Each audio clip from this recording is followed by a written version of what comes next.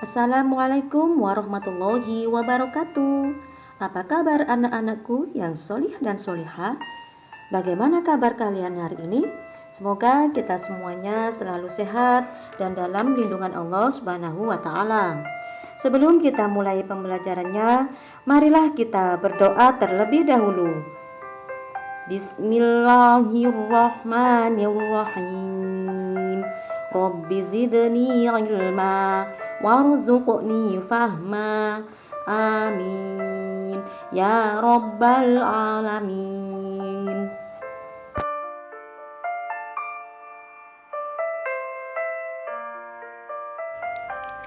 Dalam video pembelajaran kali ini kita akan mempelajari tentang kasih sayang dengan submateri Nabi Yakub alaihi salam. Setelah mempelajari video pembelajaran ini, semoga kalian dapat memahami kisah keteladanan Nabi Yakub alaihi salam serta dapat menunjukkan perilaku kasih sayang. Nabi Yakub alaihissalam adalah keturunan Nabi Ishak alaihissalam bin Ibrahim alaihissalam. Beliau memiliki saudara kembar yang bernama Is atau Ais. Ketika usia Nabi Ishak alaihissalam telah lanjut usia, sehingga penglihatan dan pendengarannya kurang baik. Sebagai anak tertua, Islah yang bertanggung jawab untuk merawat dan melayani kebutuhan Nabi Ishak alaihissalam setiap hari. Pada suatu hari, Nabi Yakub alaihissalam diminta oleh ibunya menyiapkan makanan untuk Nabi Ishak alaihissalam. Nabi Yakub alaihissalam pun melaksanakannya dengan senang hati. Melihat perilaku anaknya yang sangat baik, Nabi Ishak alaihissalam mendoakan Nabi Yakub alaihissalam. Beliau berkata, "Semoga engkau menurunkan nabi-nabi dan raja-raja." Meskipun saudara kembar, hubungan Is dan Nabi Yakub alaihissalam kurang rukun. Padahal Nabi Yakub alaihissalam sangat menyayangi saudara kembarnya.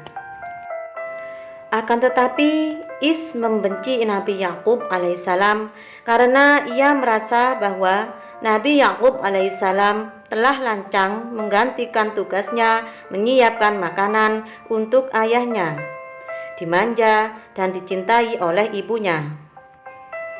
Apalagi setelah tahu ayahnya mendoakan Nabi Yakub alaihissalam, seharusnya doa itu adalah untuk dirinya dan bukan untuk Nabi Yakub alaihi salam.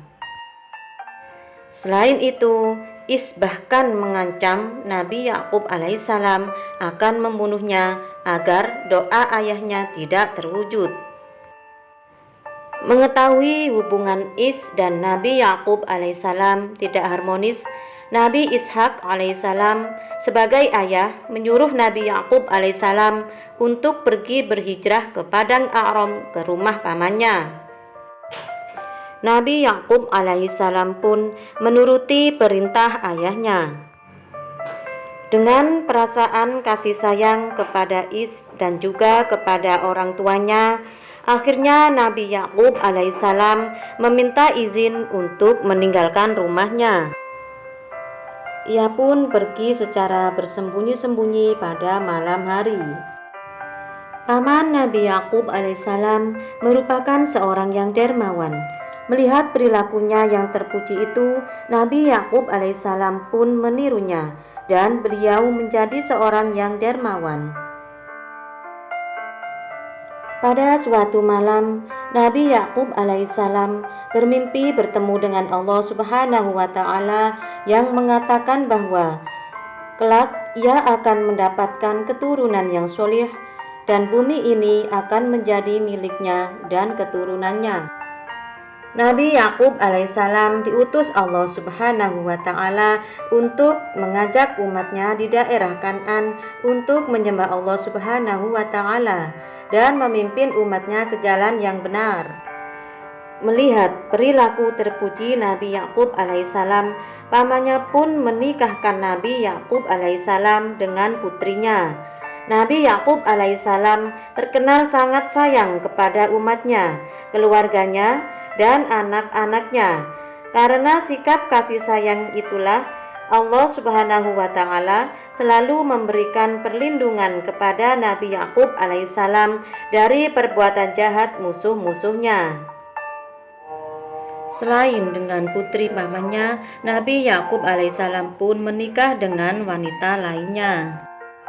Nah, dari kedua istrinya itulah Nabi Yakub alaihissalam dikaruniai 12 putra yang kelak akan melahirkan beberapa keturunan kaum Bani Israel. Adapun hikmah atau kebaikan yang kita ambil dari kisah Nabi Yakub alaihissalam adalah 1. Kita harus berperilaku kasih sayang kepada sesama, baik itu keluarga, teman, guru, bahkan kepada orang yang membenci kita.